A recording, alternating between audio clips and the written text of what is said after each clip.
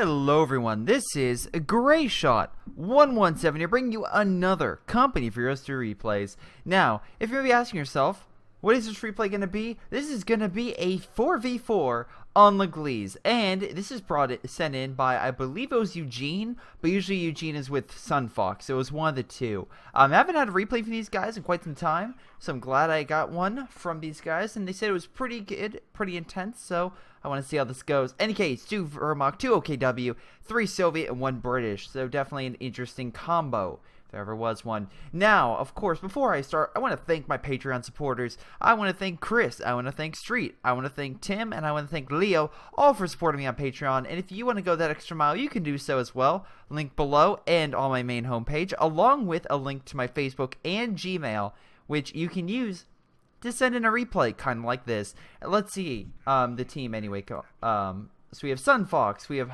Hani, we have Eugene, and we have Bend, we have Ottoman, we have, god damn it, Skittis? What the fuck? Yeah, pronounceable names, everybody. You know, that is. I'm just gonna say odd. There we go.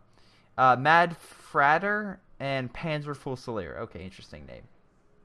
Now, double check real quick rank before the game starts. Again, not much happens in the beginning, so we'll see who has the advantage. Overall, okay. Overall, I think the allies definitely have the advantage just because of a little bit of a worse player in Sunfox. We shall see how this goes. I'll try to go back between Eugene and Sunfox quite a bit. But anyway, yeah, 4v4 in Legalese. Let's see how this goes. Alright, so we have a push over here by the allies, I assume. And again, they're trying to rush before the Axis get here. But Sunfox, even though the lowest ranked player, did one of the smartest moves you could do. Rush up, get in this point. Very simple. MG, you can stop them from coming through this major point here. Pioneer, so it would mop up the infantry section, because infantry section are good long range in cover. They suck close range out of cover. And as you can see here, are pretty much getting annihilated, even by Pioneers. And that's hard to lose to. Pioneers are very weak infantry, in my opinion. They're okay close range, but they're not exactly all that powerful. Meaning, if you lose to that squad close range, you know, you're maybe not the best. Now, don't get me wrong. These guys can equip to be some of the best infantry in the game. But in the initial fight that will occur with infantry section, they're typically very weak. And we can see here the push by him essentially looks like has secured this fuel. Now you can say, oh, Greyshot, you know, he's in heavy cover. First off, the building, not many windows, kind of spread out, so we can't hit one target. B, armor-piercing rounds. Please come on, Sunfox. You know I like armor-piercing rounds. Also destroys infantry. And you kind of need to destroy quickly before you lose that MG. Or you could leave. Why'd you... Oh, okay. That was a mistake. That was a mistake. You accidentally retreated that squad when you meant to retreat that squad. I know a fuck up when I see one. And that may have cost you the fuel, honestly. Although you're decapping it, but you don't even have to decap it. The point up here is already decapped. So technically the allies are not getting any fuel. Now, unfortunately, if we check over by your allies, and things are not going all that well. Luckily, Hani is doing a pretty good job at supporting you over here. Looks like he's trying to come in and kind of cause havoc close range on a lot of these, the British and the Soviet player over here, which is Panzer, which is good. And this essentially is making sure that A, even though they have the fuel, they're not getting those resources, and B, it's keeping them back and out of the city.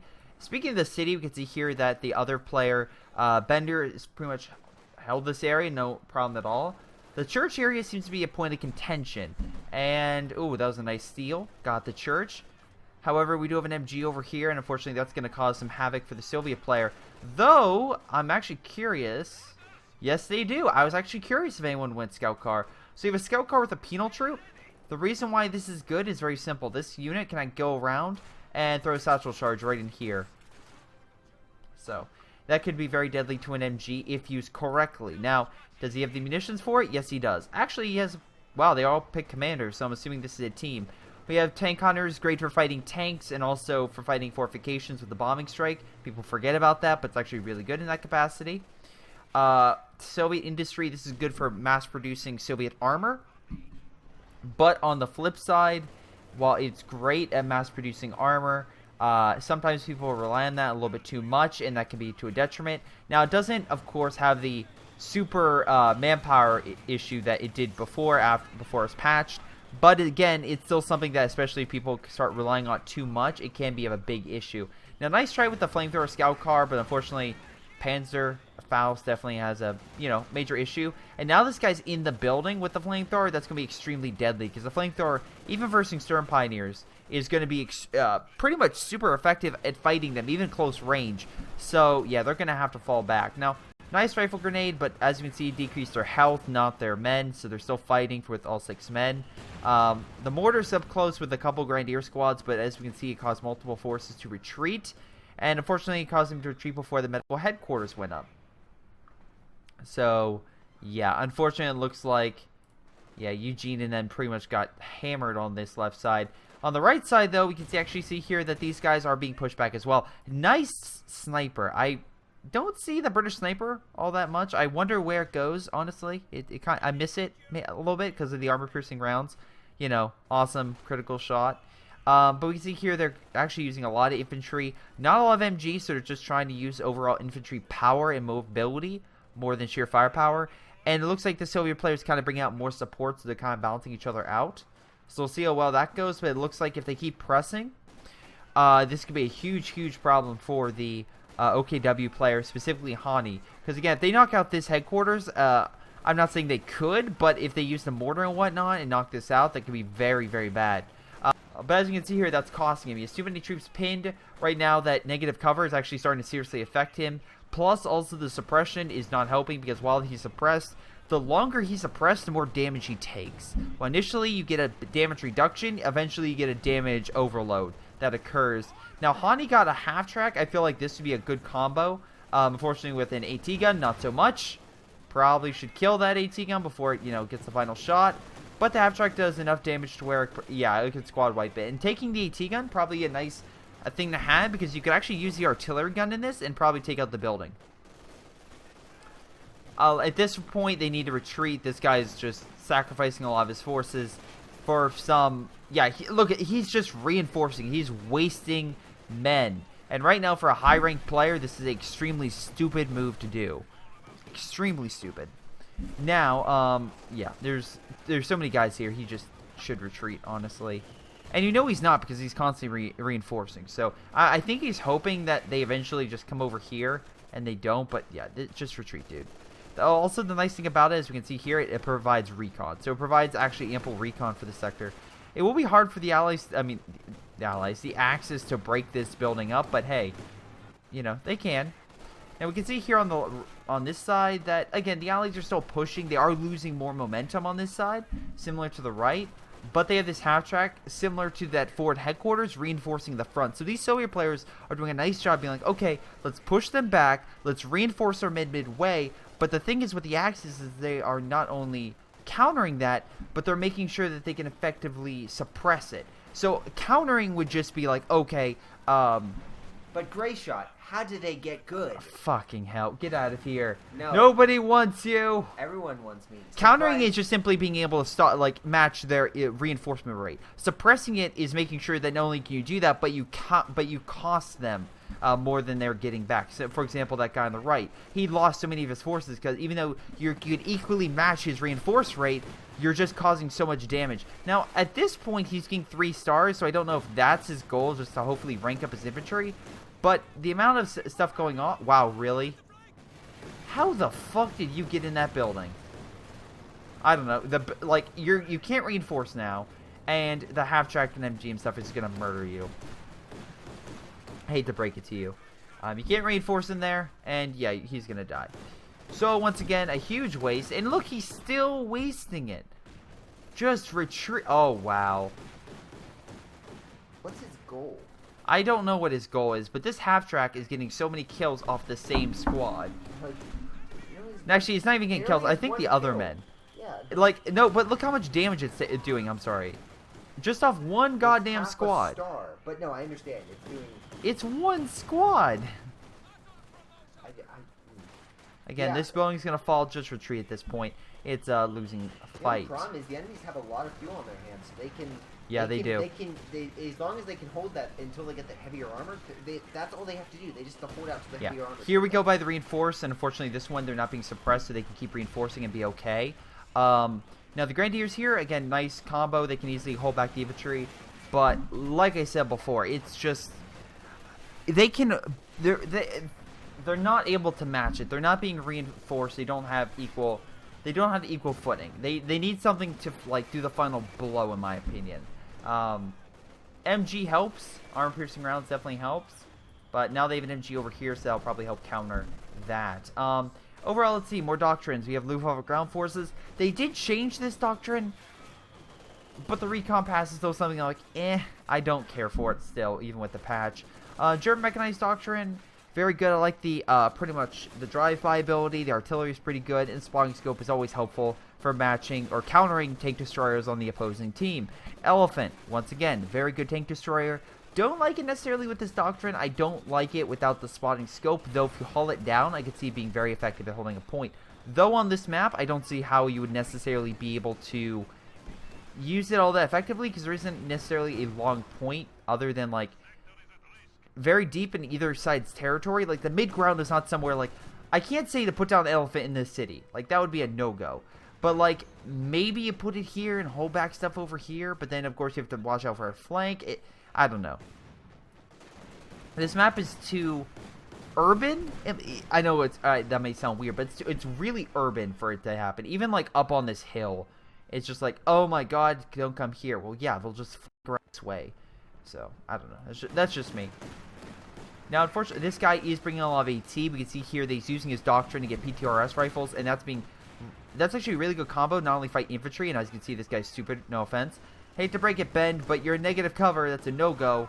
But also, it's really good at fighting the Lukes, because it can easily pierce its armor and do a lot of damage. Plus, you could pin the item or the armored unit and essentially make it, button it and make it very vulnerable to, let's say, for that extra couple seconds to rush up an AT grenade and kill it. As you can see here, the rifles alone have caused it to lose substantial amount of damage, and boom, bada bing, there it goes. So, that was wow, that was a really nice... What the fuck was that? Was that a bundle grenade? Was that... oh, I want to see it. Was that a bundle grenade? I think it was a bundle grenade.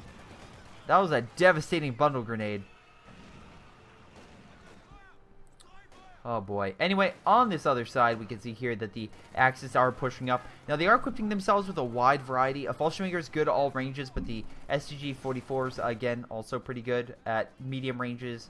And the Star Pioneers good close ranges. So, most likely medium to close range, but again, they're pushing with such ferocity and such like a good group that's very hard for them to counter. Nice job killing the half-track. No idea why it's pushed up so far. But while they did get the excess fuel for a period of time, it doesn't seem like they're able to hold their ground. And I like how he has a nice diverse army. AT guns, we have some anti-infantry killers in there, along with some normal AT. Well, all around, as these Star Pioneers have the bonus being very good against infantry, plus the Panzerstrike, making them very, very good. Nice job decommissioning this tank. I mean, not tank, but pretty much the half-track for fuel. Not a bad idea. Let's see. Anyone else? Nope. Alright. So let's try to look here at perspective. Fuel-wise and resource-wise, the Axis have it. The Allies are in a point where they need to pretty much come back with force. Now, unfortunately, with this Axis player right here kind of bottlenecking the Allied player, the British player specifically, we'll see how this goes. Now, again, we have AT guns. You should easily turn them. And I feel like the 1-2 shot here will be pretty dead. Yep, there we go. 1-2. Pretty much knocks it down to half health. Another barrage, that thing would be dead. Unfortunately, though, we don't have a lot of anti-infantry or defenses against consistent anti-infantry. Remember, we're next to the opponent's base. So the opponent is able to reinforce and re-engage you very quickly, comparatively, to, let's say, fighting in mid. Now, having, of course, this forward assembly helps, because not only do you can heal from it, but you retreat to this point. So it's a lot less time for your units to fight, move back, and then fight again. The time of engagement is dramatically decreased with that, which is unfortunately a big problem with Soviet players and Wehrmacht players, because they don't have that forward assembly where they can retreat back to like half the map and go forward. Though that causes a risk-reward type strategy, because while they can engage quicker, that opens them up to vulnerabilities from artillery assaults, airstrikes, you name it. That's a lot easier and more open because, again, a lot of airstrikes you can hit it into like all territory, but you can't do it like back in their base for whatever reason. Let's see, back over here we have a large push. Again, with the AT rifles, it makes it very difficult, along with the penal combo. I know they're two different armies, but they kind of suit each other very well, at being both very good, very suited against two different playstyles, but together they're just a very hard counter for the Axis to necessarily fight against, unless you have artillery. And unfortunately, from what I can see here, and this guy, yeah, neither Ben nor Eugene have necessarily an artillery or something that can fight it. Now, he has STG-44s, but they're good medium to close range. The AT rifles are good longer range, so they're able to easily combat these guys, you know, when they're away from the headquarters that they're reinforcing from. That kind of helps. Now we look over here. Nice demo. I like that demo. He does not have any type of minesweeper, which is good. Very good. Because, again, if he had a minesweeper, it would be detected. Now, I feel bad because, again, this is Bend, and technically supposed to be rooting for the Axis, because the Axis, you know, players are the ones who sent me this game. But I still have to note that it's a good strategy. Be like, okay, check them out, see that they don't have a, you know, any type of minesweeper, and just lure them into a trap. I easily see a big demo coming, which is why I'm going to stay on this side of the map, even though I see the Axis doing a good push on the left side. Come on. Oh, wow. That could have been such a good demo. Just another split second one direction. Though, as we just saw, they weren't exactly the best with pushing. Hey, let's just push into a flamethrower, guys. That'll be great. Oh, boy. And we have T-34s. We have a bunch of AT and Stugs. Oh, wow. They're... Okay, they actually made the Stugs go hull down, which I believe increases fire rate? No, yeah, defensive abilities and damage increased. Okay. So that annihilated a T-34. Kind of sucks for him. Now, again, we still have, was it Honey? Honey? I'm trying to figure out, I'll just call him Honey. Doing a really good job, and we can see he's pretty much holding up the left side. He's like, guys, I can handle this. Vermok, you're better with attack. You just try to hold mid. And give credit where credit's due. Sunfox has a wide variety of forces holding down mid. Again, he has AT, he has anti-infantry, he has MGs, he has support guns, he has a command tank, which boosts all that even further, along with other allied troops. So, overall, I can't dismiss the army on the left side compared to the right, where the right side, the allies seem to be just like, oh, we got this left and right, where on the left, it's a lot more up in the air and a lot more dicey. They don't have a stable counter, nor do they really have a stable force. That's something you always have to be very particular about. It's like, okay, what does the enemy have, and what type of force are we all going to do? Now, let's see. The Mad Fratter, again, the guy that's been losing on the left side, decided to go Vanguard Operations. I'm of two minds of this. While I do think the Crocodile is an effective unit, and the 4 Logistics Glider can be good for, once again, retreating, the British already have that at their disposal. And in this map, I don't think commandos would be good. Now, if he uses the head, I guess, the officer commandos, or the commando officers, whatever, effectively, then yes, they can be good. But I've only seen that a handful of times, and most times, it somehow just ends up, you know, with them dying. Now, we do have a Cromwell 2-star, so I can't denounce that this guy actually has some good armor tactics. Or at least maybe just armor luck. But we'll see how things go. Again, with the Panzer Strike right there, and especially being 4 stars, it just amplifies the problems for the allies over here. Now, again, he does have a glider over here. And as you can see here, he can deploy commandos. We have that air landing officer that I talked about earlier that, once again, can, like, officer charge. And if you have, like, 2 or 3 commandos with that, that's a... Oh my god, that's scary as hell, having 2 commandos with this thing, all good close range, just charge at you. And just being like, you do barely any damage to them. But this is a situation where good unit, bad tactic. You have this unit that would be great, and you have the resources for it, to just demolish a lot of this infantry, but you're just failing to use it properly. That's just how, that's my how I see this. And don't be wrong, he can retreat here, as we can see, forward retreat point.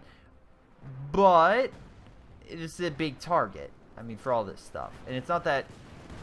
I mean, it's close to his base, but it's actually not that far from the front, which is the scary part. Now, we can see here, once again, Panzer's like, guys, I'm going to put a headquarters... I realize that he's called Panzer and it's Soviet. I know, that's kind of a, you know, just position. But Panzerfusilier put another headquarters in the city center. I like this, because if we look at recon, this allows ample recon for this whole area, plus it reinforces all of his men and makes them fight harder. So fighting in the city is that much more complicated for the Axis, and I feel like this is where this will be a strong suit, because there's so many buildings here, he can just keep placing it down. Whereas on the other point, when he's so close to the front, yeah, you could easily kill it because it's so close to the enemy base. When it's like midpoint, it's a lot more difficult. Now, of course, you could get a Stuka or something along those lines, but I am not seeing that from... yeah, he can't. He doesn't have the half-track for it, so he doesn't have a Stuka. So, unfortunately, from what I can tell, that is going to be a very hard point to get them removed out of. Now, we look on the right, we can definitely see that the Allies are definitely... the Axis are gaining more ground. Oh my god. Bend. Bend, bend, bend. You have a Sturm Tiger. Show me what you can do with this. Show me. Show me. Alright. I'll save a Stuka. So we can see here although it doesn't have a large army, even though he's 62 points, he does have a lot of artillery forces, whether, you know, close range, long range, whatever you want to put it. Unfortunately, here we do have the Allied player, Ottoman, going a lot of Katyushas, which is a big problem for these guys, because, I mean, don't get me wrong, while they have a lot of armor, they certainly have a lot of infantry and bases very close to the front. Enough Katyusha fire, you can do a lot of damage. Very nice flank. Thank you, Eugene. Thank you. We can see here again, he's coming in. Going to try to flank, I assume, the Katyushas. And if he gets far enough back, that could go undetected. And boom, bada bing, he can knock out 2 Katyushas in one blow. Because it only takes like 2 Panzer Strikes, I believe, to kill a Katyusha. 1 if you're lucky. 1 if you're really lucky. But that being said, we do have a lot of T-34s. So we can see here, one is going tank destroyers and Katyushas. The other one is going T-34s. They're complementing each other nicely, which is why the Axis players are having a lot harder time. Though I'm of two minds of this defensive line. Well, I love the idea of, like, guys, we're just going to put a big defensive line of tanks to make sure they can't push up. And I also really like the command tank here, because that just boosts everything to make them even harder. We have tank destroyers. So essentially, they're sitting ducks as these tank destroyers move up. Now, if the Stug was here, maybe that would help out. But with the AT... But yeah, then we have the AT strafe come in. We have a bunch of tanks moving up very quickly. We have AT guns. We have a Stuka close range. Did a little bit of damage. But the Stuka is probably going to die because of the, well, T-34s. If they get... Oh, wow. That Stuka gets... They didn't even know this is Stuka. Oh, wow. AT gun.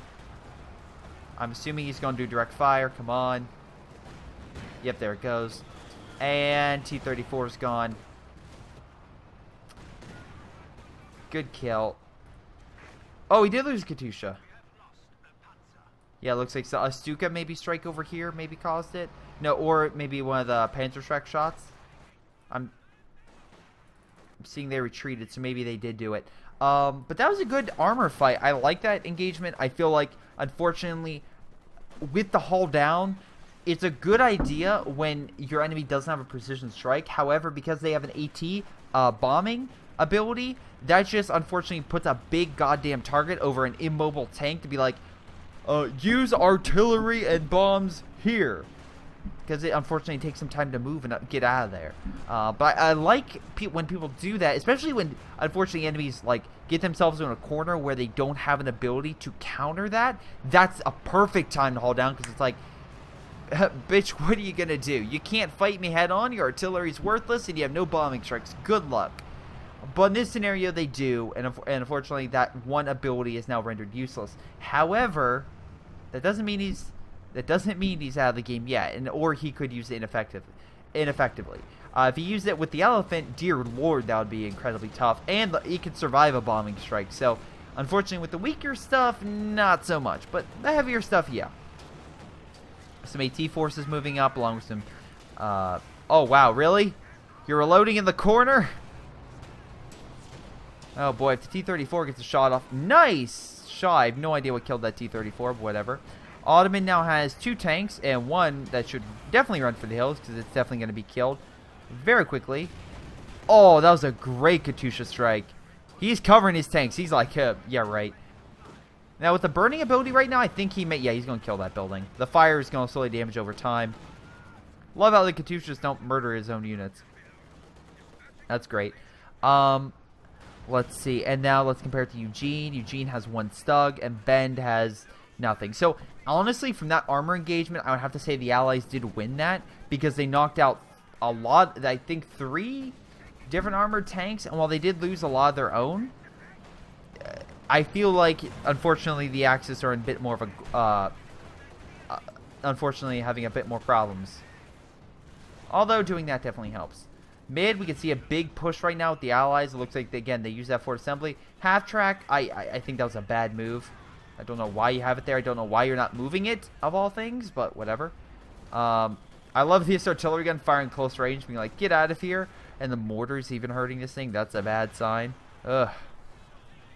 Well, at least they decrewed it. It's not dead, so that's a positive, I think.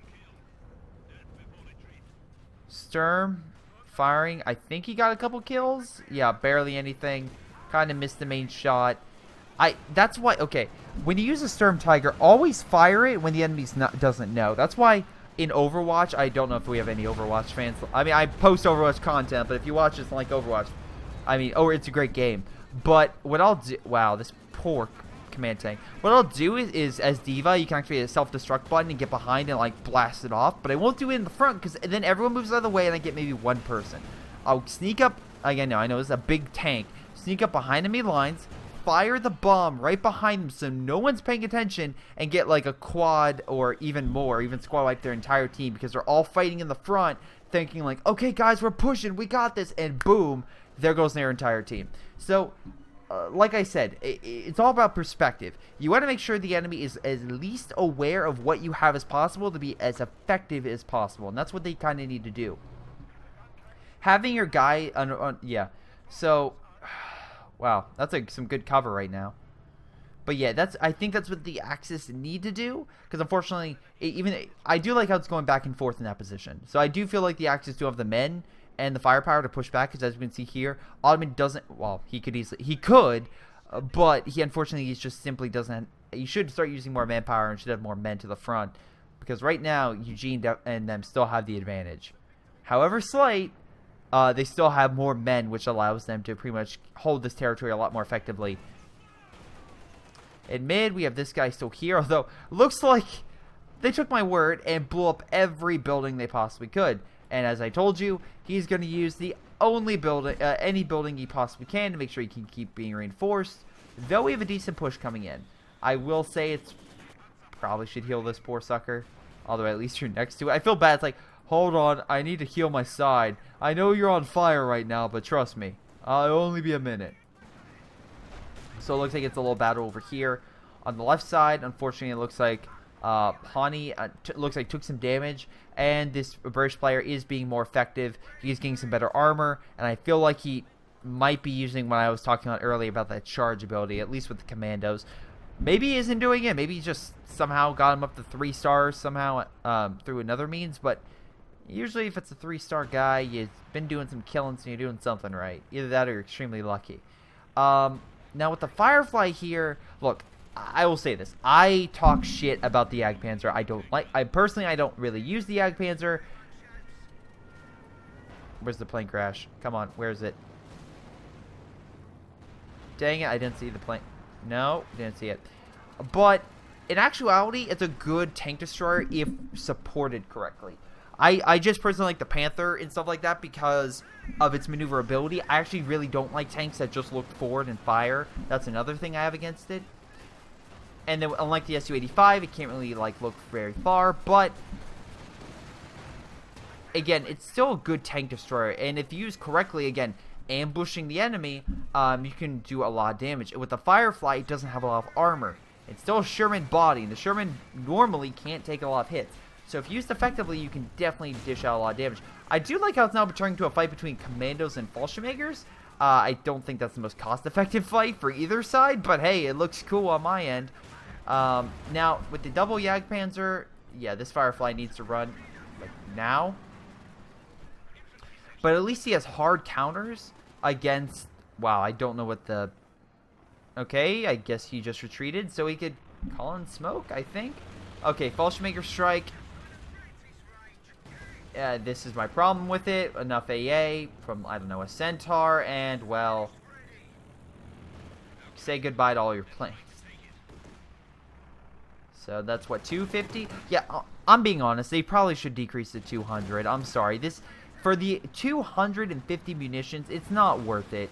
I know it's like, oh, you're getting a Fallschirmjäger squad, but they should decrease this to 200 if they want people to actually use this and to be actually effective. Because I have not seen a Fallschirmjäger drop be effective in quite some time.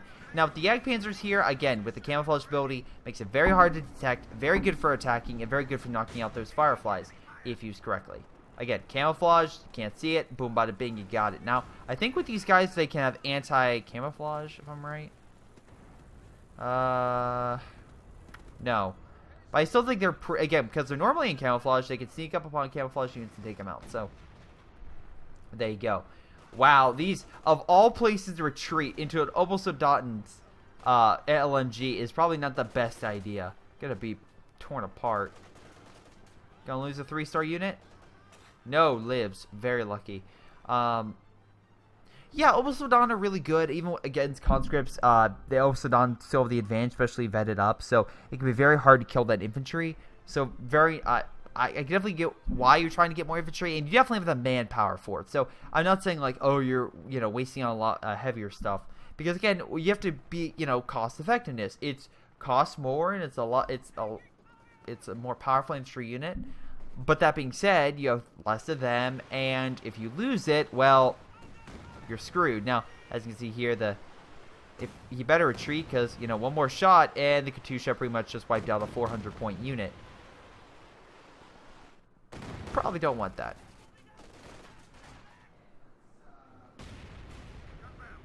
Okay, interesting push. Yeah, these guys are definitely gaining some more ground on the left side. Oh, camouflage. Good hit. Oh, 3-star. Wow. Why does this thing, with 1 kill, 3 stars? But like I said, it takes me forever to rank up a Kubal. Whatever. Fine. Look at rank, again, back at resource-wise, 33 minutes in game, halfway point from what I can see, and the allies are gaining more of the upper hand. Both fuel and resources are back on their side. Don't get me wrong, Panzer Fusilier probably should be getting tanks at this point. The fact that, again, I will say this. I know I got, I called off and be like, oh, Greyshot. Being like, why'd you complain about the last match about the guy who didn't get tanks? It could have been a lot more risky. True, but he had a lot of fuel, so all you had to do was wait for men. That's it. I'm just saying. A tank could have probably been really effective at helping. So this is kind of a similar situation. Jesus Christ. Air support, but half-track will shoot down the planes, and they don't have to worry about it. Now, this is unfortunately the problem. Unless you have a vetted-up Jagdpanzer, it can have a harder time with heavier armored vehicles. Luckily, he has a higher-ranked-up Jagdpanzer, so it can handle higher-ranked vehicles. Also, you now gave it 4 stars, so, good for you. You just pissed off a really angry Jagdpanzer. Fortunately, with those airstrikes, it definitely has to pull back. One more strike with the Firefly and it's screwed. Half track, you smoke, get the heck out of there. Yeah. We do have a push over here. Jagdpanzer's trying to take these guys out. I mean, not Jagdpanzer, sorry. Command Panzer. My god, I can't even talk. Half track gone. Looks like he couldn't get out of the smoke in time. He can reinforce. And he does have a guy just in case they charge. Very good. Over here, they're trying to push, and they seem to be doing a pretty good job. Look at damage real quick. Okay, Sahani's doing a really good job. All right. All right, on the right side, the allies are slowly pushing up. Again, looks like they're able to do a lot of damage. Well, actually, maybe not. No, they still have decent armies, so I think they're just having a hard time inventory. And honestly, I think that, like, these things are definitely helping with reinforcing the tanks, allowing them to push up. Plus, if they get this KV on the front line, ooh boy, that's going to be a bad thing. For those who don't know, the KV2 is essentially like a, as you can see here, I don't want to say it's like because I mean, like, if it hits, what essentially it is essentially just like a very damage to a hell of a lot of infantry or whatever it's fires consistently will just like clear away, but enough AT you can knock it out. But again, down AT gun like one hit, so you have to be very, very cautious with it. It's not a game, I mean, or like a end all be all. You can definitely the time. See the wow, 5-star. Dude, turn your Yag Panzer.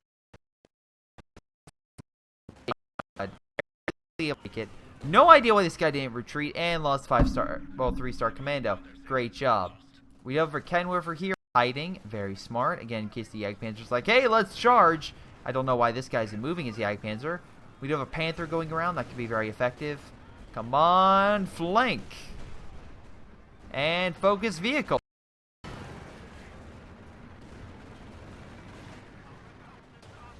No, finish it off. It's one shot.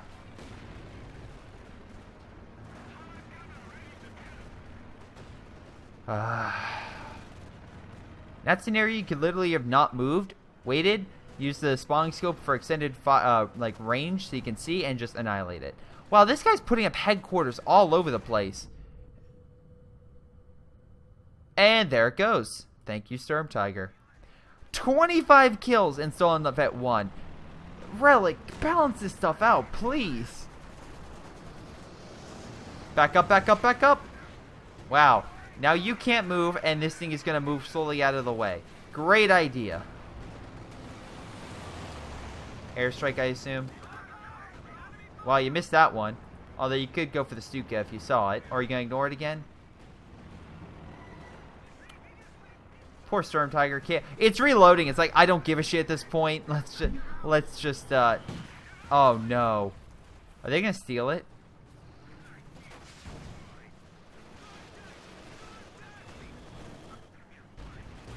Wow, close range Stuka annihilates all that infantry. And you don't take the Storm Tiger, which would have gave you a free shot, and you could have turned it and killed all the infantry. No, that's a, you know, that would have been a cool idea. But that Stuka literally just saved them. So, very nice. Again, choke point. Whether you see it as a choke point or not, it is a choke point. We do have a push over here, though. Looks like the KV2 doing a little bit of damage. And look, he has the, pretty much like the, I don't want to say turret mode, but essentially like the artillery mode where it stays in place and just fires around quicker and faster.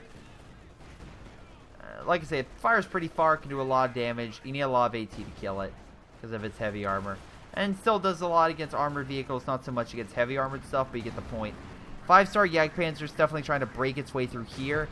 I just, wow, almost, okay.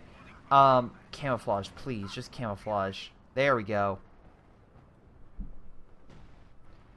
Doing a decent job over here. At least you're getting that fuel. So you're kind of keeping up.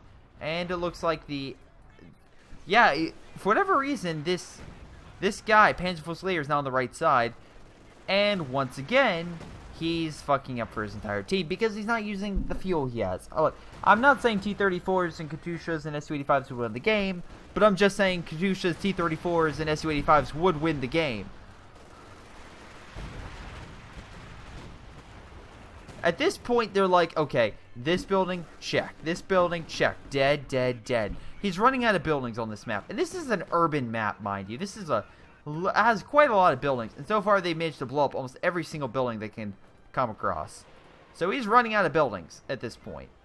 Which is one of the reasons why I don't necessarily like this doctrine or go this doctrine. Because unless it's a vehicle, I mean, a building heavy map, which again, even though he's using, you're still wasting, what, 300? Yeah, 300 manpower and 60 fuel. And that adds up. That's a T-34. And while having a nice strategic building is a good idea, constantly deploying them and having them killed is worse than, in my opinion, having a T-34. Because at least the T-34 I mean, don't get me wrong. It's like, okay, here's a unit. I lost that unit. That sucks. In this capacity, you're getting a building, and it can't move. It can reinforce stuff like that, but at least the T-34 can move out of the way of an incoming bomb strike. This can't. Don't know why you're pushing up there. Oh, nice elephant. Okay, this is going to be very difficult for them to counter because the elephant, long range, as long as they have sight lines, which the Panzer Grenadiers will, you know, do pretty handily. They can knock out all armor. And what does this guy have for armor? He has a KV-2, an Su-85, and 2 Katyushas. He doesn't have the means or capabilities to fight that. So to help with armor, they're getting better infantry. So yeah, they could easily slowly turn the tide on this left flank and hammer it. And honestly, it looks like on the right, wow, okay, the king helps. He did lose one of the Jagdpanzers, unfortunately, but he is a king, and that king is going to help him take damage while the Jagdpanzer dishes it out. And that's what this thing is really meant for. It's not really like a frontline tank, and maybe that's why I don't like it, because I don't like secondary tanks all that much. Sometimes I think they can be useful, but I don't know.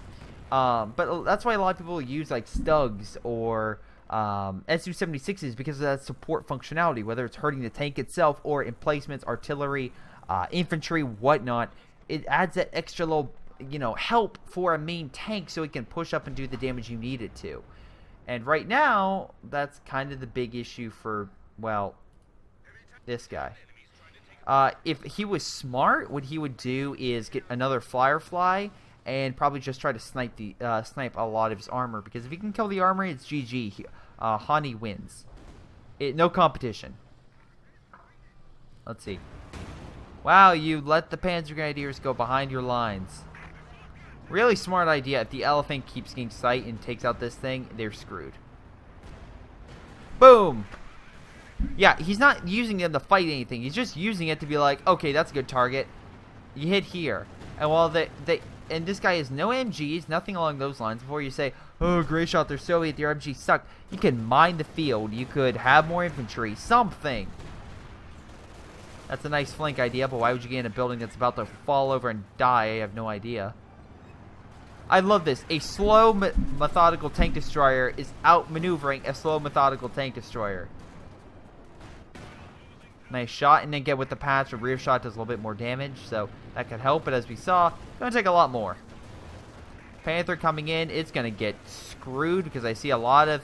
Wow, you don't have the munitions for... Dude, of all times to throw a mine. Or not throw a mine. Throw an AT grenade. That was your time. Because you would have killed a Panther and essentially kind of helped cripple Sun Fox, at least in some capacity. Well, okay, not cripple, but deal a damaging blow. Here's a good idea. Don't clump up your men. Because guess what's going to happen?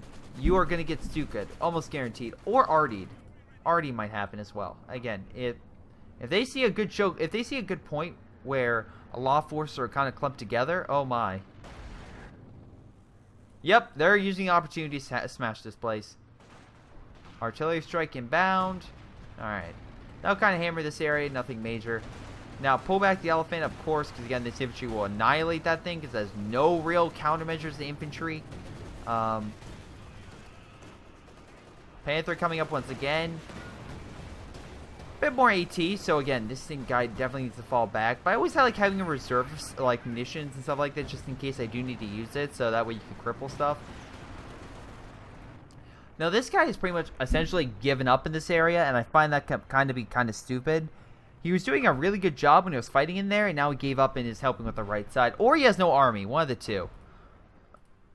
He has no army. He has 600 fuel, and actually, I find it that as the Soviets, for whatever reason, have a tendency to gain a lot of. Ooh, well, there goes that building. I love the Sturm Tiger going around, and be like, I hope you out, I hope you out, I hope you out. But yeah, wow, oh my God, he lost the Jagdpanzer? No! God damn it, I wanted to see that. Son of a bitch.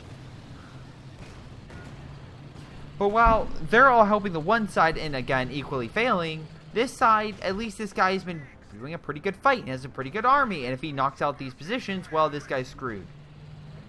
So while this guy's a mobile army over here, and he's just moving up and hitting you and moving back, you can't really hit a hard point. There's a goddamn huge hard point right here. So, like, push through here and flank from the side. You could easily do that. Like, knock out some of these positions from a flank. Maybe knock out their Stuka with a flank. But but this guy's already, like, keeping their attention forward. Hit them from the side. And this guy's armor units are not bad. He has Churchills in the front. I think he should have another Firefly, honestly. But whatever. He has his Churchills on the front, soaking up damage. Engineer crew healing them all. And then the Firefly doing nice shots on armor units if they get close, along with a commando detachment cleaning up infantry. He has a good a good company, like, setup.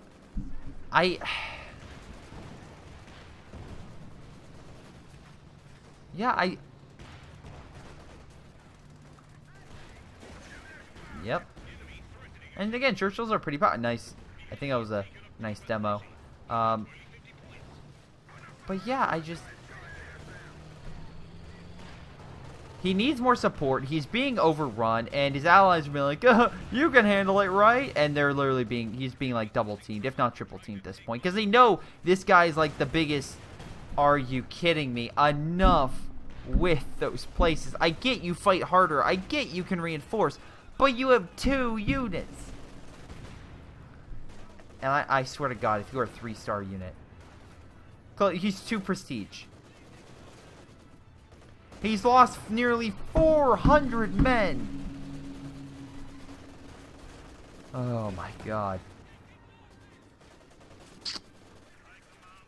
So maybe Panzerfusilier is a spy for the Axis. That's the only thing I can think of for why he's failing this badly.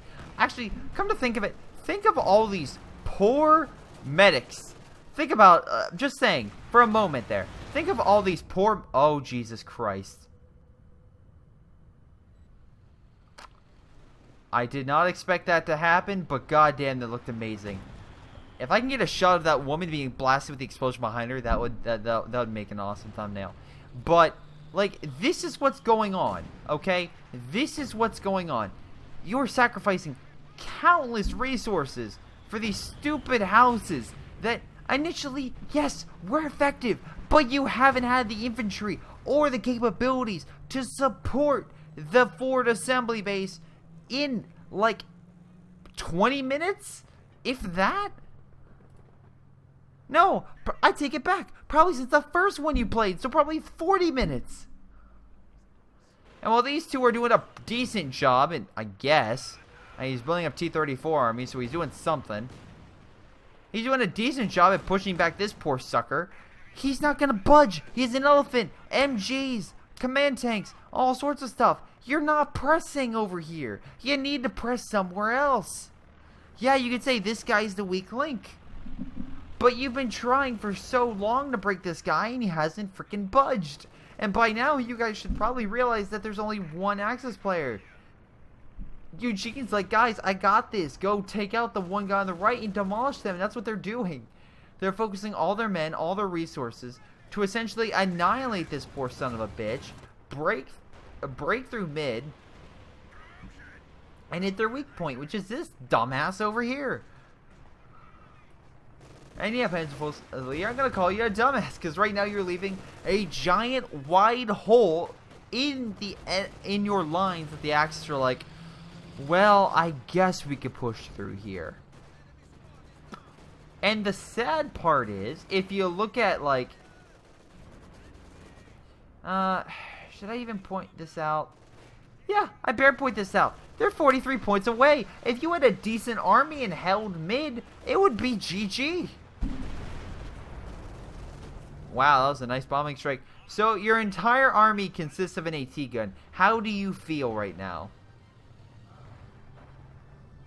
Maybe an engineer would be good. Maybe you get more men. Because right now this guy is literally being goddamn sucker punched with all these AT units, aka Panzer Grenadiers, the Panthers, and the King Tiger to boot. At this point, I'm like, just kick their ass. So maybe this guy would actually change something. I mean, to be fair, remember, this guy was curb stomped in. He had a good tactic. Again, like I said, he did kind of use some... Why do you have these guys with Panzer Strikes? I don't know. Whatever, they're still really effective. But, yeah, I mean, he's still holding them back. He's still keeping his army units and doing, like, slow but sure strategies of retreat, do massive damage, retreat, do massive damage, retreat.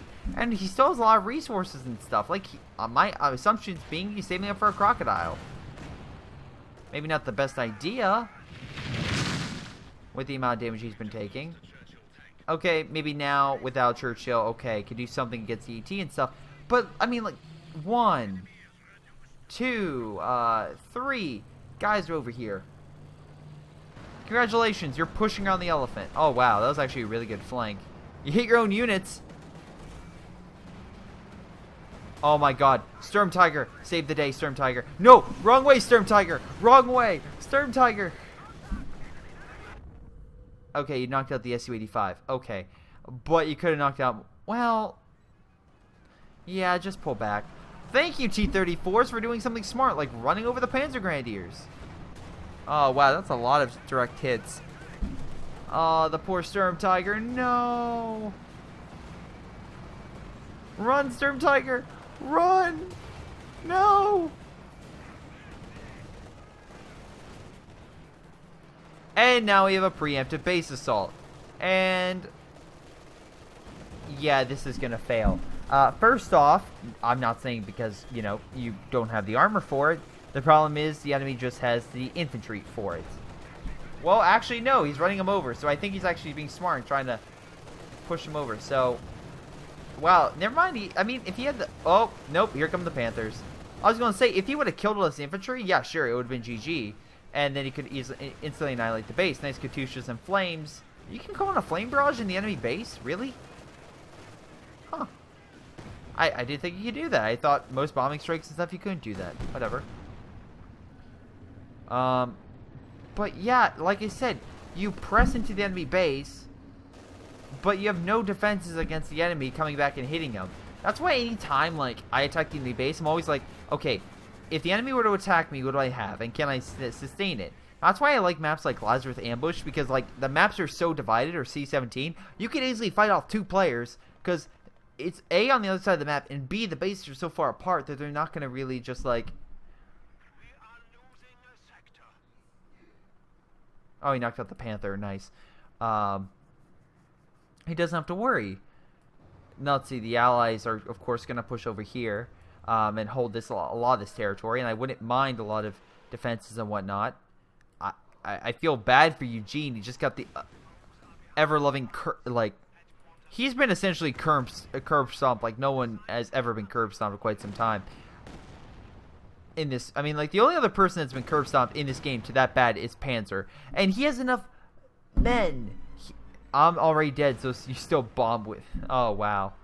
Poor Eugene. Hey, he's trying to kill the base, I assume. Nice job. I guess you're trying to make sure you have a heal point for your infantry. But yeah, this would be a great point. Be like, okay, don't... I mean, like, you could either take out the guy's base, or the smarter move, because it's be like, okay, 50-50, you could kill the guy's base and do enough damage. They're all together. Like, they're all in a goddamn row, so they easily, like, help each other and support each other out. And what I mean by this, it's like, when 2 bases are disconnected, it's harder for you to reinforce, get tanks there and stuff like that. Well, this is a direct shot, so it's not like it's, like, going through, like, I don't know, C-17, we have to go through all the debris and stuff, you can't lay an ambush there. I've done that before, where enemy armor goes to help their base, and you lay an ambush at the choke point. That's a smart idea. In this capacity...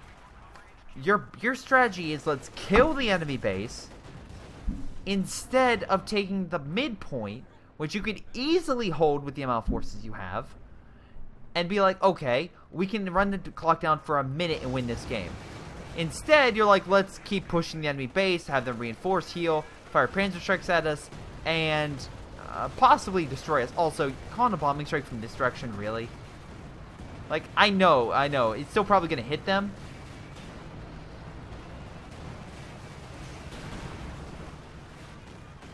Ladies and gentlemen, the plane was shot down before it hit the target.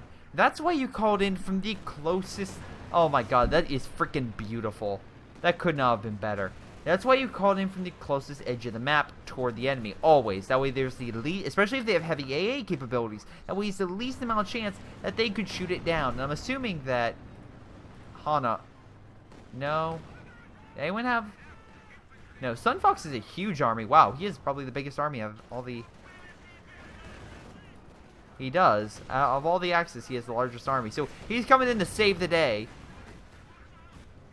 Now, I'm not denying that the allies over here do not have a large... Wow, nice job, idiot.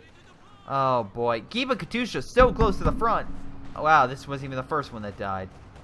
Double for Canwerfer.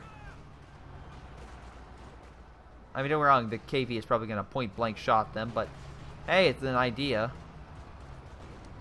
Yeah, but this is the wrong fight. This is where you should not be engaging, because it's going to be a tug-of-war match here, where you may kill his base. I mean, it's a good job. You knocked out the infantry company. Fantastic. But you could easily heal.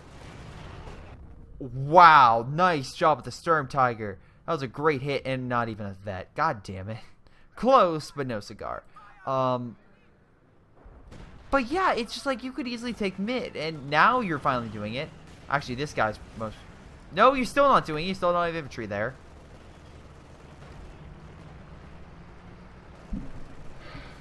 Don't be wrong.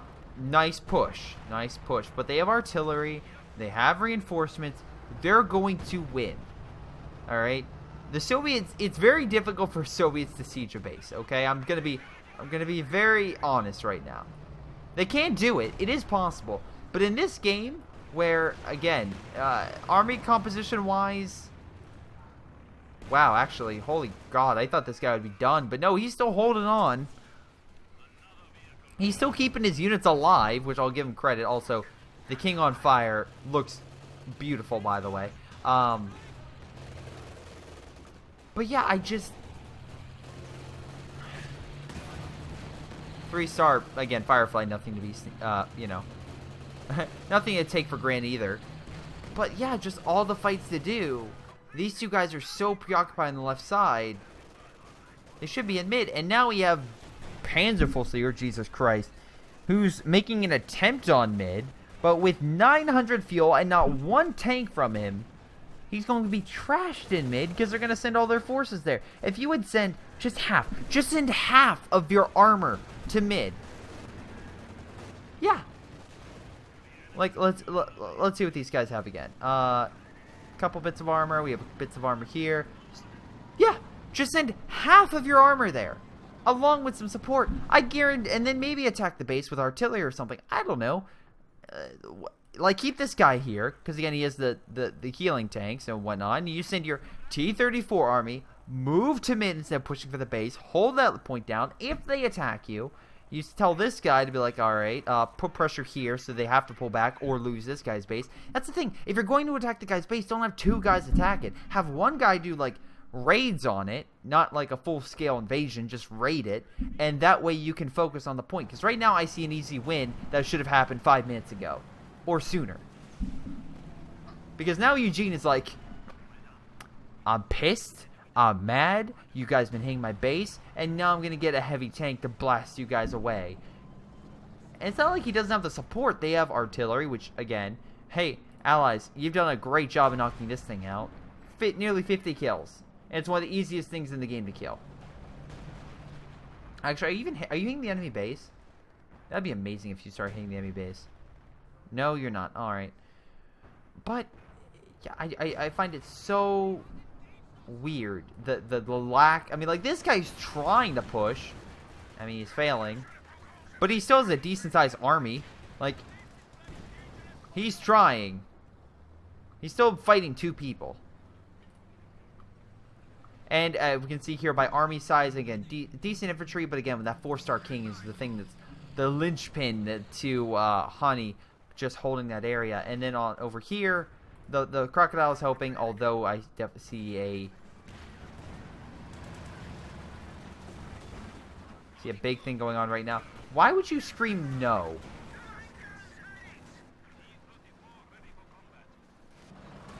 I'm assuming. Oh, a Sturm. Oh. You cheeky dick waffle, you. Very nice, Ben. Very nice. And here's the, you know, grave of a lot of dead Soviets. Oh, look. The artillery piece is now holding that. Man, only if your T-30... Look at all those T-34s. You're building up the flanking army. I like that. So have red push in and then flank with all the T-34s from behind and just annihilate them. Alright, can we do that? Can we do that? Alright.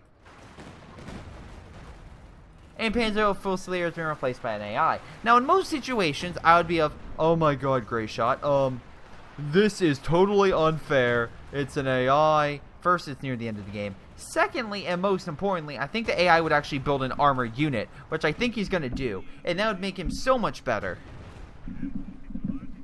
Oh, by the way, you built this before the AI came out. Why would you build a 45mm gun? This thing is only barely good against medium tanks. They have heavily armored vehicles, so yeah. Oh, look, he's building more he's building more buildings. Congratulations, you're smart. So now we have a push on mid, and this is the point where you're too late. Because Eugene has already built back his army. Like, at this point, he has an army now. You missed your window. Your window closed about 5 minutes ago. Also, no idea why you're pushing that in. Nice Sturm Tiger hit. Did a little bit more damage. You're pushing up with a lot of armor. This is a terrible move. Hey guys, let's charge. I mean, don't get me wrong. I like the idea of charging down the lanes, but like of all, nice airstrike. I assume you're coming down here. Why would you? I think the airstrike is gonna come in and like cripple half his armor. He didn't even kill it. Nice job. He did some damage and he got some kills, but I mean, you lost all your armor. And a better maneuver would have been coming through this direction. Would probably, I mean, like I see a mine right here. I have no idea why they put mines here. Wow, did they actually place mines? Huh, they did. I take it back. Probably flank from the side would have been costly. Although, that being said, I always say if you push with any type of armor, make sure you have minesweepers, especially if they're prone to mines. And by the judging by how many mines he plays, he's prone to goddamn mines. But flanking in from the side would have been a lot easier because you could flank in, counter a lot of stuff from behind. Then when they all turn around, then you send in your second batch of armor and hit them from their weak point. Because you have the armor from this guy over here who, you know, can snipe them from behind, or the KV can do a lot of damage. So now they're again, once they finally captured mid. Hoorah. You know, allies are going to win this game. They're going to take it over. Oh, wait, no. Hey, dude, this is where your, like, KV would be great. This is where your Katusha would be fantastic. This would be where that guy's Flame Barrage would be, like, perfect for holding that point for just a few extra moments. And you know what's sad? This guy is still holding, alright? I'm only giving this up because, again, this guy, 6 kills with his Firefly, not too shabby. The King's back up, unfortunately, so that's going to cause him havoc. 44 kills with that, not bad. But, yeah, it's like the fact that this guy, this poor son of a bitch, that was pushed all the way back to his base, and now pushing back has been able to consistently fight for this long with actually a nice wide variety of forces, close range, medium range, you name it. I'll give him credit. And one of the better players I've seen in quite some time. 5-star King. I don't see that all too often. Wow, missed a shot twice. Alright. This thing's firing a mile a minute, so probably not the thing you want to fight. But, hey. Nice. Oh, look. You guys failed to hold this point. And at this point, a nice kill. But they have, I'm assuming, yeah, they have a ton of fuel and a ton of resources. You can just keep pumping out Panthers all day long. Oh, look, let's double check Panzer Fusilier. Oh, look, he has at least a decent army now. I feel bad he doesn't have any armored units, but hey, he's at least pressing and helping his ally out more than the other guy ever did. I'm not saying that in a lot of games I find that there's typically like a one bad weak player, but like the Mad Fratter and these two other guys are actually pretty good players. This guy's just so bad. And compare that to Sun Fox, by the way, who even a Prestige 1. So essentially, he's played less of this game, but he's infinitely better. Like, he has more vetted troops, more troops that are just... He's losing Panthers left and right, but he's at least doing a lot more damage. Also, I love how he's just going through enemy territory. Be like, alright, we're having trouble holding mid, let's hit him over here. And again, if there was some stuff here, he would have nicely flanked it. But, like this, going one way, one tank's going another. Like, tanks coming in, put them out. That's kind of what you do when you fight armor. Just come in, if you come in, maybe don't send everything at once, come in waves in different directions. That way, of course, their guns are to figure out what the fuck is going on. 15 points remaining. The this. I'm assuming that. Oh, airstrike. Oh, cripple. I think I the other master. Really? It's not gonna penetrate Panther armor. Are you insane? T-30 about, but using losing them.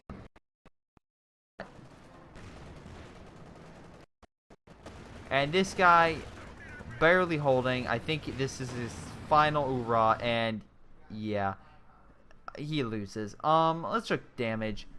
Hanoi, I completely under 127,000 damage, and if I had to assume that his king was probably the leader on that. No, his Yag, wow, 34,000 damage. It took 30,000. So, but those things died like early game. So let me double check. His king to 20. Oh my god, nearly 30. So that was actually a close second. So his Jagdpanzer and his king, fantastic.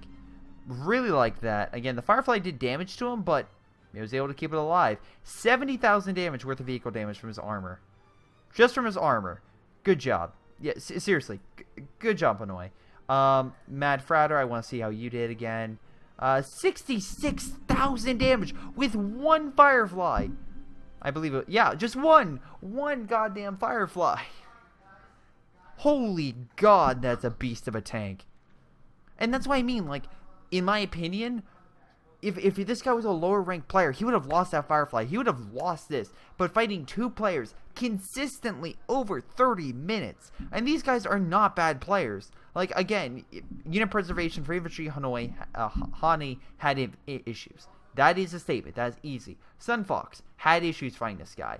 But he eventually turned it around and definitely helped his ally out and was able to at least, you know, have a good fight against one player. One player holding off two. And again, this other guy was like doop in mid for God knows how long, building up these headquarter buildings all over the goddamn place until they finally just like, I'm done, and finally, you know, all collapsed from enough Stuka fire, Storm Tiger fire, and everything else in between. And so he's like, I'm done. I can't win this game. And he has 1,100 fuel. Do you know how many tanks you could build with that? Do you know how much armor you could build? How devastating of an armor charge that would be out of 10 tanks just popping out of nowhere, coming in and just wrecking house? You could have easily done that, and you just failed miserably. Eugene, I'm not gonna. I mean, like, I think you were 3-star, right? I'm not trying to show that rank, but no, 1.5. So he's low ranked, but he still did a pretty good job. Like, I can't say he did amazing. He did lose a lot of armor, but he was holding off two players, and unfortunately, he could not compete. I mean, like, the British player did a better job at holding, unfortunately, than Eugene, even though Eugene probably had a more powerful tank destroyer. I'm not saying that Eugene is bad by any stretch of the imagination. He's fighting two guys, and honestly, when you fight two people, it's very difficult to hold both of them back. This guy had, like, the height advantage. Again, when you're fighting uphill, it's a little bit more difficult because guns typically will fire at the ground, while the guy up top will fire straight at you. And then over here, it's kind of a mid-playing field, so kind of either way, it's not really a decide. There's no really place to decide. And yeah, with all the Katusha stuff, it's very difficult to fight that. I'm actually surprised he was able to hold on that long. Probably should have repaired some of his base, but whatever. That's a nitpicking. his Panzer Grenadiers are good. They did some great flanks. So I have to commend this guy for his fights. Bend, look, he lost a lot. I'm not sugarcoating that. And sure, he mass-produced a lot of Storm Tigers. I'm not going to hide that whatsoever. Yeah, he produced 5 of them. Oh, 4. Wait, 4 lost 5. Oh, he recruited, right. I'm not saying he should have gotten something else. He really should have. But every time I saw a Storm Tiger, they got some really good hits. So, at least he was trying. He for sure wasn't the best player. Yeah, he was easily probably their worst player. But if he's the worst player, I would take him over 5 of those Panzer guys, then a full team of those Panzer guys as a bonus on my team. Because at least he was at least sufficient in helping his allies out when he needed to. And unfortunately, he couldn't keep up with the fight, but he tried. That's the thing. Oh, boy. This guy just seemed like a secret German agent that was, like, they're pretty much on their team being like, sure, guys, I'm helping. I'm definitely helping, guys. Absolutely. And he's not doing a damn thing. Overall, Sunfox, 78,000 damage, 410 kills. That's the thing I have to put out. 410 kills. I'm actually curious. That'll be my last check. How many goddamn... What got all those kills? Also near pop caps. So that was a good unit preservation, which I think I said before. But, shoot. Oh, just his Grenadiers. 108 kills from his Grenadiers. My lord. But yeah, that's... Did he have a... 31,000 damage, infantry not that much. Here's basically his infantry. His infantry got a lot of those... Oh, his arty. Probably his arty as well. Let me double check that arty. Yeah, 63. But still, if his Grenadiers got that much and his Panzer Grenadiers got... Well, not nearly all that much. Oh, his mortar got... His one mortar squad got 50 kills. Holy God. Yeah, keeping... Sunfox showed that unit preservation and unit like his... survival was really key. Even though he lost quite a few Panthers, I'm not gonna I'm gonna be very keen. He lost quite a few. The fact that he was able to get so many vetted up and so many alive for so long is something I have to commend him on. Because if that didn't happen, he probably would have probably would not have lasted so long against the British player. But like I said, I thought it was a good game that had an obvious flaw. Panzer Fusilier is a goddamn moron. For relying so heavy on forward headquarters. Now, this strategy, I don't see that much anymore, but in old COH2 before the patches, people did this all the time. And funny enough, it's like a relic from the... A relic from the past that's come back and they're like, oh, wow, I remember this strategy. I remember the bullshit you had to do with this strategy. And I remember, like, the obvious weakness of the strategy when people used it too much. And this guy reminded him of it. So thank you, Panzer Fusilier, for giving me and bringing back all those old memories of original COH2. Thank you. Thank you for that. I remember the good old days on Face Over Rostov and all those other ones where this was so prevalent. But yeah, this is why it's no longer used to this extent. That's why people no longer do it, because it's not... You can't. It's decent initially, but it lacks sustaining long-term ability to be in a concentrated fight. That's why I don't see this doctrine all that much, unless you're in very, very city-oriented maps. And that's used very sparingly, honestly. But in any case, that's game. I want to thank you guys for watching. Hope you guys enjoyed. Make sure you guys like and subscribe if you do like this. If not, that's fine. If you want to go the extra mile, maybe check out my Patreon and get some few special bonuses. More coming very soon. I can't wait to announce that. But in any case, thank you for watching. Hope you enjoy. I'll see you next time. And of course, stay tuned for comments. Hello everyone, this is Greyshot17. Time to go over your comments. Sad Poner, can you feature high-level games? These players were atrocious. Yeah, and hopefully this game was it. Sorry guys that sometimes games do not equal some standards. I always try to find something interesting in games. I thought this one was interesting just because it was a bunch of stugs, and typically, I make fun of stugs. But yeah, if you guys send me like an MLG or something along those lines replay, a higher level player, I will gladly go over it. But from what I saw, that was a unique replay with 2v2 standard. I thought I would go with that. So that's why I picked it. If you think that that was wrong or something along those lines, please send me your own replay or send me a friend who you know that's good, and I'll look over their replay. Peter Kim, this game is so bad, and I'll kind of go over that. Alex Reznov, 2018, he missed the demo charge, check the minimap. Oh, apparently I did, my apologies. Ghost Sniper, 2942, nope, you got wrong again, XD. Sorry, it's so funny when people mispronounce things. It's Sebo. You just say Sabao. I don't look. I'm getting close enough. All right.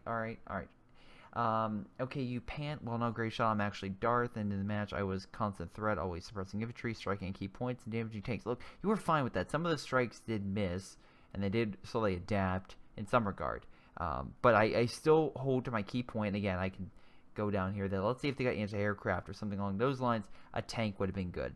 But like Timon says, but you could hold better if you had two P4s. You had the manpower, whole match. I was looking at your tactics to learn something from you. I gotta say your cast is awesome. Again, the close air support, I tried to learn a lot from you, but you could build at least a Panzer IV. I agree with that. They never built any heavy armor. A Panzer IV is not that expensive compared to a Panther. You could have easily built it, no problem.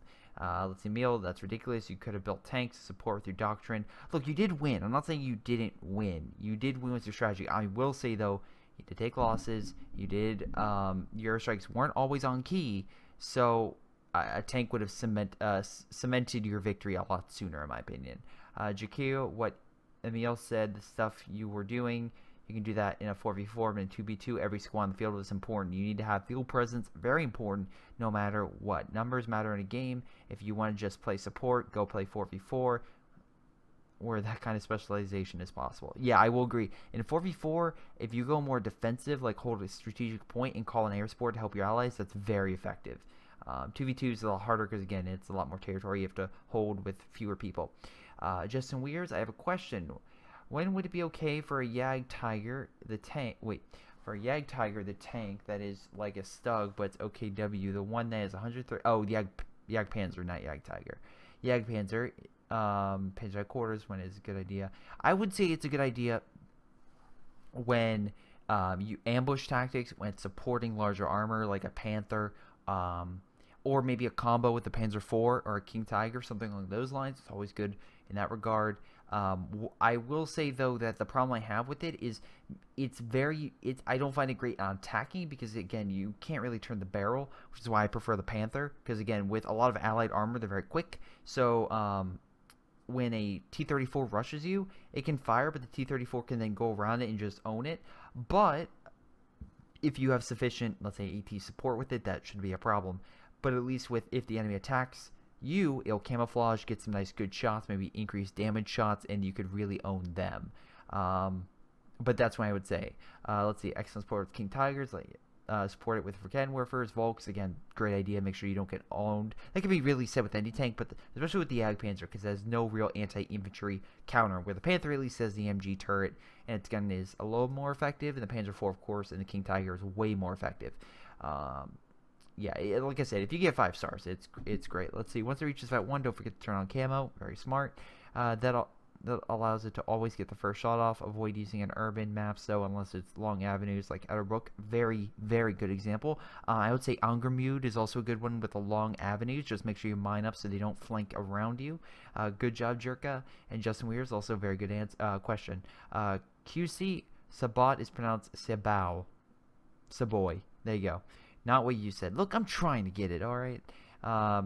Next question. And if you play Ardennes Assault, you remember Mortar Rifleman with 5 Tommy guns. Do you think Relic is making Doctrine as Wehrmacht Mechanized Assault?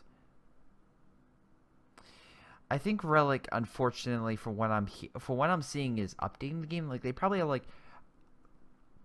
The reason why this game is taking... Like, if you're wondering why there hasn't been as many commanders or updates and stuff like that, in my humble opinion...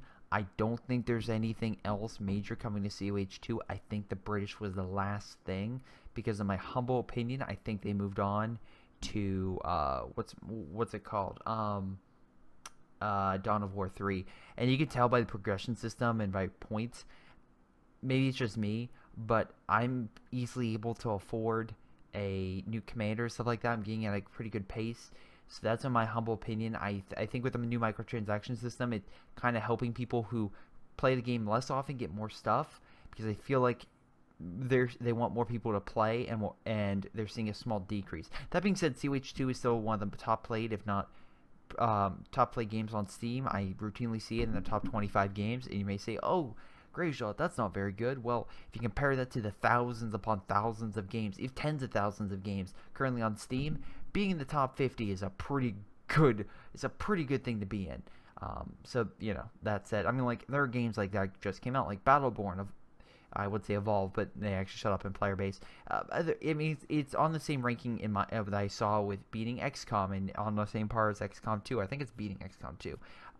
City Skylines, it's beating that. It's beating a lot of other strategy games in its realm that are either better quality or equal quality to it. So the fact that the player base is still that strong, or for an older game, is still pretty awesome in my book. I know Civ 5 is easily the most would crush it, but you still get my point. There's still like, I want to say 5 to 10,000 players on average concurrently, and over the day I think there's like 50,000 players, or there's a decent amount of healthy players going to that game. So I would say good job, Relic, for making a game that's lasted this long and supporting it. I hope they bring out more commanders and stuff. They seem to be supporting it with updates and events and other things. I just hope that continues. Hey Greyshot, what doctrine is better on wide and open maps? Lightning War or Elite Troops? Thank you for your answer. Lightning War, I'm thinking about it. I like the Stuka straight, like the strafes that called in. And the Tiger's always good. And of course you get the G43 rifles. Though with Elite Troops, if you like Stormtroopers, if you use them, you get Stormtroopers. You also get them with G43s and upgraded with a Panzerschreck. Oh boy, that can be pretty effective infantry. And but overall, I probably prefer Lightning War more. I'm thinking about it because you get a Tiger, and although the Tiger Ace is very good, it's such a drain that I prefer the normal Tiger, even if you have to vet it up. So I'm gonna give. Well, I think if you want better infantry, I like Elite Troops. If you want a better stable tank and anti-armor, I feel like a Lightning War. I hope I'm getting that right. Hopefully. But let's see. That Stug was abandoned 3 times. 3. Yeah, you're not wrong. You are absolutely not wrong. And that's all the comments I have for you today. Again, if you like to post more comments, please leave them in the chat and I'll go over them. Otherwise, thank you for your comments. Thank you for watching, and I'll see you next time.